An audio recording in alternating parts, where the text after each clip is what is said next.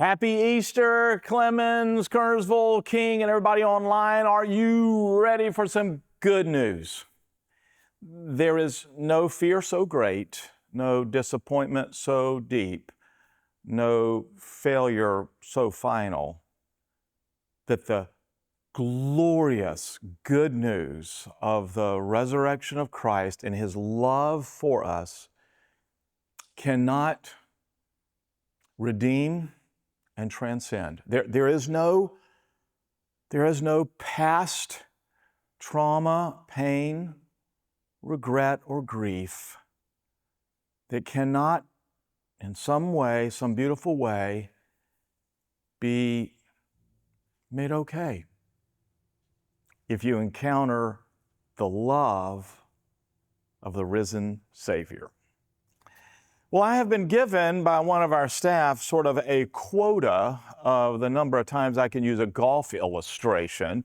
Been told I do too many of them. I won't tell you who it was. His initials is all Chris Lawson. But anyway, he told me this week, if it was about Rory McIlroy and the Masters, it was okay because everybody's thinking about Rory and the Masters that he won this weekend. And if you weren't one of the ones who were the 20 million watching him win on Sunday, let me tell you a little bit about Rory McIlroy, born 1989 in Northern Ireland, a child golf prodigy. There's video of him chipping golf balls into the family washing machine, slept with a golf club in his hands.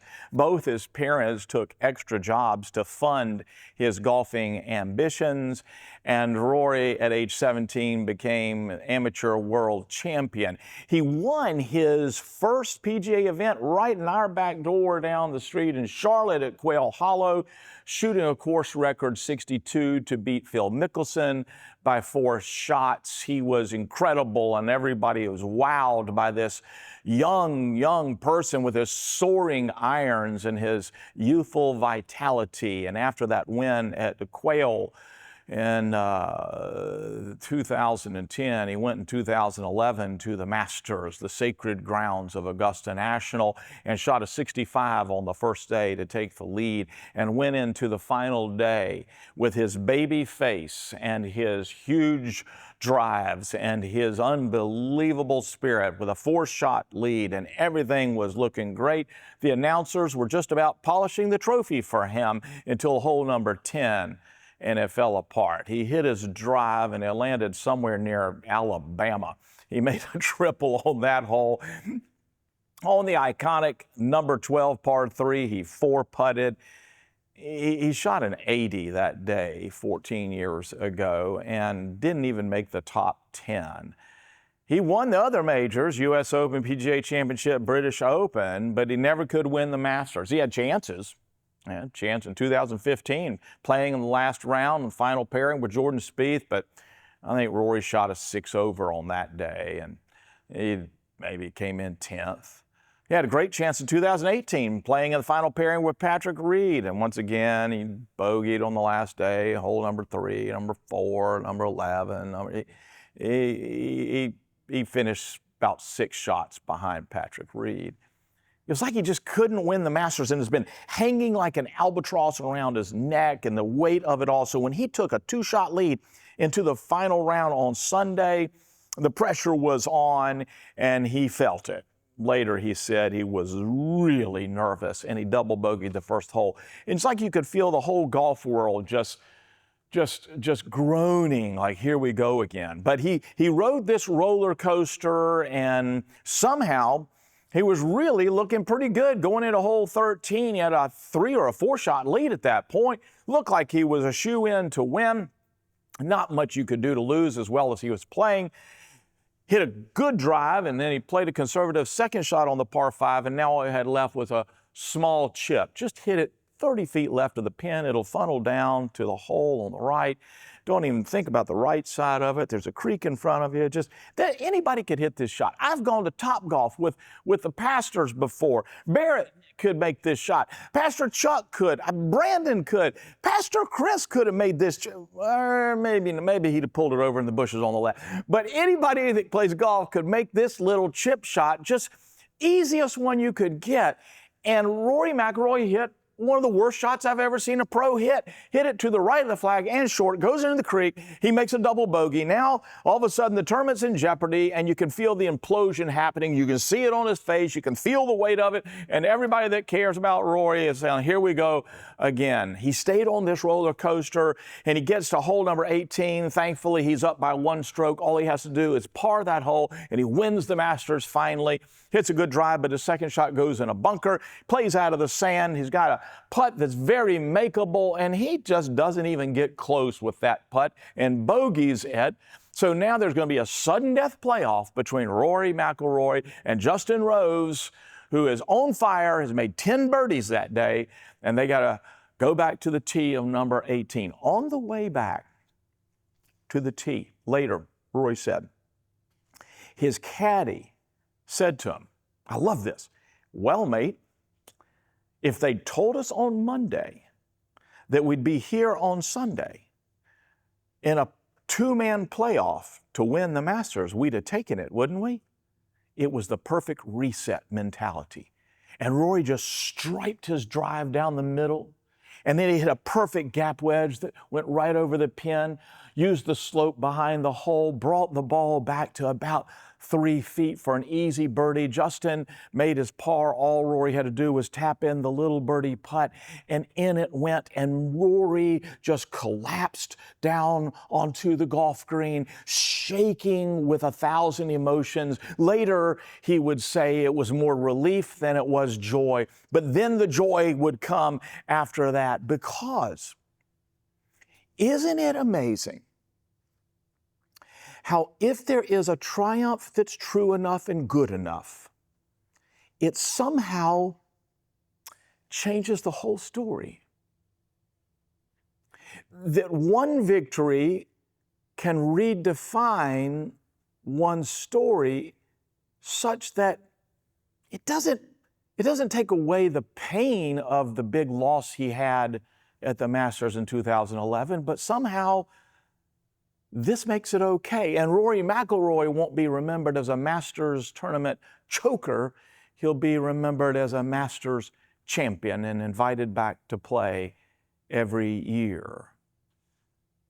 Isn't it possible that there could be an encounter, a victory, a triumph, a piece of good news that was so good that it would not undo all the pain of your life, but change the whole story? That's what Easter's about. And everywhere you look in the Gospels, what you see on Easter Day, before the disciples encounter the risen Christ, is that they are depressed, they are dejected, and they are fearful. And in our text today in John 20, they are so fearful that the text says they were behind locked doors for fear of the Jews. But when Jesus came into their midst, miraculously, lovingly, wonderfully, it changed, and they pivoted to joy because of the words of Jesus, peace be with you. This whole year, if you're new with us, you need to know we have been on a journey toward the untroubled heart, the very promise of Jesus in John chapter 14 in this beautiful discourse with the disciples when he said, I leave you peace. My peace I give you. And it's not as the world gives. Peace be with you. Let me start with this. I don't hold it against the disciples that they were afraid. I mean, they shouldn't have been. Jesus had told them repeatedly that this is exactly what's going to happen. Like he said in Luke 9:21, the Son of Man must suffer many things and be rejected by the elders and chief priests and scribes and be killed, on the third day be raised. He told them over and over. But I still don't hold it against them. I mean, this was the Roman Empire. Pastor Chris told us last week that there could have been as many as 9,000 people executed during that Holy Week. Rome had the power to punish. And now that Jesus had been crucified, they were telling what would happen to the disciples, and they were devastated. They were traumatized. They've given up their jobs, their careers, their life, their families to go follow this rabbi. And now it's not just the deep disappointment and grief of the crucifixion of the Savior, but it's like that feeling of, was I just wrong about him? Is the whole story over and the whole story is wrong? And here's what I love, is that these fearful disciples that are really so afraid, they've locked themselves in and isolated themselves, that they don't deserve what Jesus gives them, but he comes to them. It's interesting, we really don't know where they are. We don't know how many of them there are there. Could be that it was just his small group of disciples that he normally was hanging out with, except for Thomas. We know he wasn't there because of the ensuing verses that tell us that. Maybe it was a large group of his followers that were all there. And we don't really know how in Jesus' resurrected form he suddenly just appeared. Did he have a glorified body that could somehow both be real and touchable and eat fish with them on the Sea of Galilee, but also move through walls? I don't know. But it's not important who was there or even where they were or how Jesus got there miraculously. What's important is that he came. What's important is that Jesus did not decide that because they, those disciples, had been so unbelieving and so fearful that they didn't deserve his presence. Jesus isn't like that. In fact, on one occasion in Matthew 9:11, he said, "Those who are well have no need of physician, but those who are sick."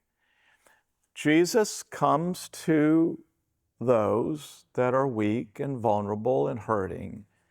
He doesn't stay away. He doesn't stand outside the door and demand that they get their act together before he would give them the privilege of an audience with Jesus. He just comes into the middle of the pain. And of all the things that he could have said to them, he comes to them with peace. But I was thinking this way, how funny some of the things that in the flesh, like I might have said, could have gone for the sarcasm, like, thanks for all the support back there. I really felt the love, guys, when I was being crucified. Or could have gone for the shame, tisk, tisk, shame on you, faithless ones. Could have gone for humor. I leave for 3 days and this is the ministry you come up with, a fear convention. Or could have just spiked the football, told you so. Or could have just gone for harshness. What's wrong with you? Get over it. But that's not the way Jesus spoke to them. Peace be with you. Twice he says it, peace be with you.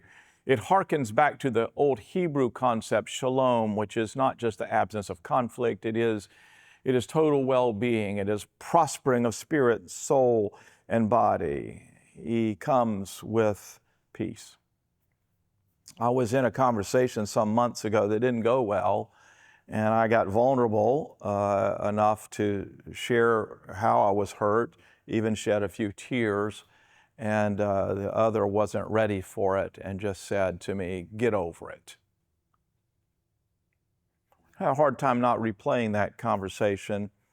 And I've been so sad about it, not just because I had hoped for connection and empathy, but also sad because you realize how difficult it is to ever be able to be vulnerable with someone who has simply just overlooked your pain. See this and see it well. Note it in your heart. Jesus doesn't speak to the disciples like that, nor to you. He doesn't say, "Get over it. Why are you so afraid?" He says, "Peace be with you."